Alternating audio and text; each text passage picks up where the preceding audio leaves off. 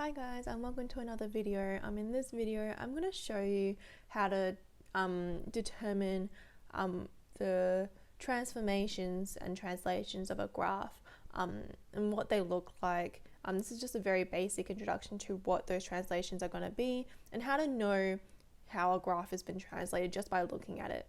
Okay, and we're going to be referencing a function called f of x. Now, f of x is just any function, and we're going to be looking at general forms of it and what ways it can be changed.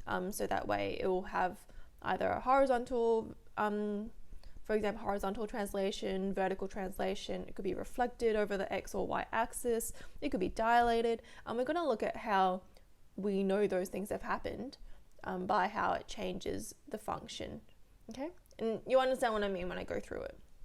Okay, so in this video in particular, I'm going to be looking at translations horizontally and vertically. So of course, horizontally is going left and right, and vertically is up and down. Okay, so I'm going to reference a function called y equals f of x. That's just a general name. Now that could be any function, so whatever function you've got. Okay, that's what I'm looking at. It could look very differently. I'm going to be looking at a function that might be a cubic, so it could look something like this. But again, like I said, the functions are very generalized term. It could look like a linear, it could look like a quadratic, it could look like whatever. It's just really showing you how it might change. Okay, that's all I'm talking about here.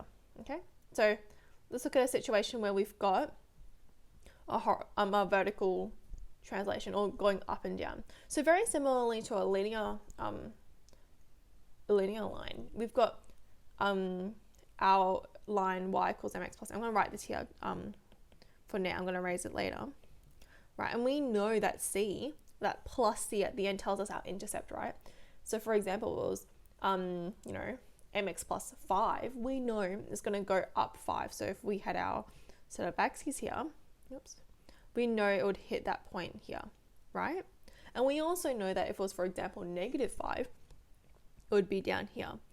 Okay, so literally, if you had a line that said just mx plus 0, or the intercept goes through 0, it would look like that, wouldn't it? Now, if you had a plus 5, it's going to vertically translate or move upwards, right? If it's plus 5.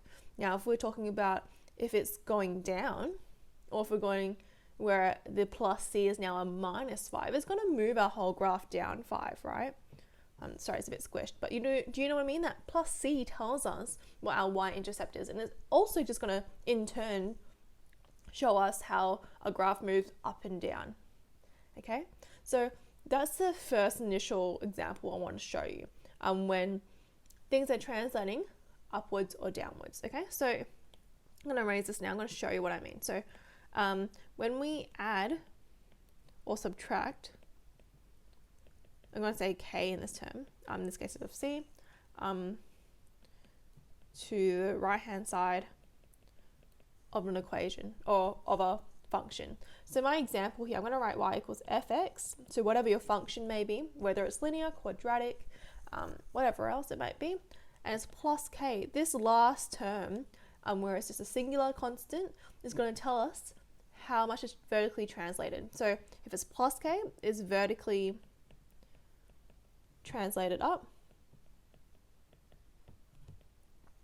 And if it's y equals fx take k, it's going to be vertically translated downwards. Okay, so in a diagram, I'm going to show you what that might look like. I'm going to make my pen a little bit thinner because otherwise it's going to take too much space.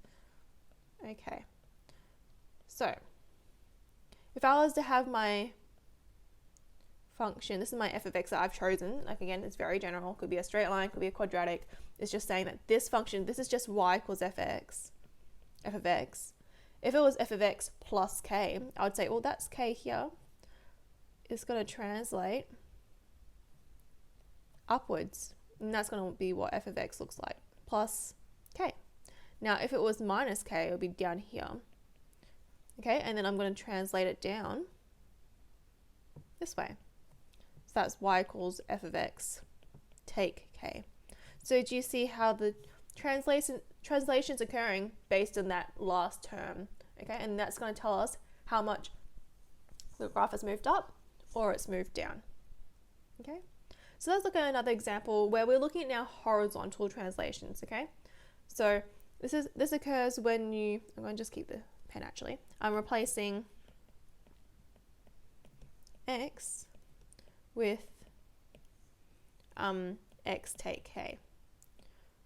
So for example, I might write in a linear, I feel like it's nice to kind of refer back to a linear as a general form. So instead of saying your m, it could be x take k plus c. Like you're making it you're actually changing the x term. Like that's what we're talking about here. Okay, and it's gonna make it move left and right. Okay, so let's look here. So if I have y equals f x take k, it's gonna horizontally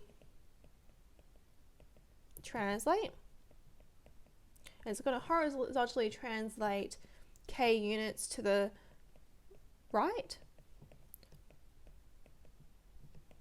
Now that's different to what you think. Notice that it is a minus, similar to quadratics and cubics that we've talked about before. That's a minus sign, so it is actually going towards the right.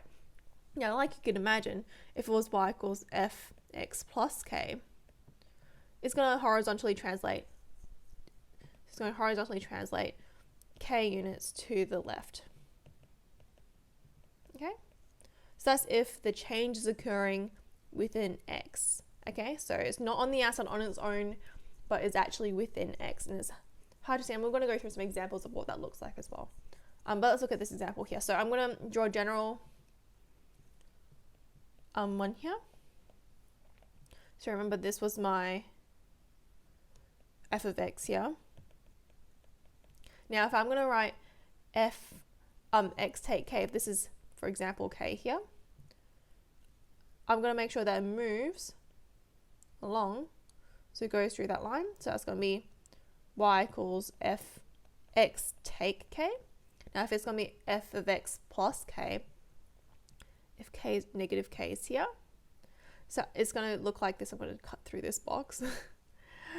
Okay, that's going to be y equals f x plus k. So it's telling you that whatever's within the brackets of x, do you see how that's slightly different to this one where the k is on the outside? The k, or how much you're moving, is on the inside. So it's going to tell us how much it's going to move left and right. Okay, so these are two different transformations you might see to a function, and you've got to be able to identify what the translation or the transformation is based on just looking at the equation of how it's changed from f of x, or from the original, to the new translated version. Okay, so by knowing that if you add k at the end, or there's a constant at the end, it's telling you that it's moving up or down a certain amount of units. And if the k is within the x, it's telling you if it's moving left and right, okay, and how k units. Okay, so being able to use that information to look at a rule and identify, oh, that translation's occurred. It's translated up this many spots, or it's moved vertically this many spots, or horizontally this many spots. Okay, check in the next video to see some more different translations that you might notice for any function.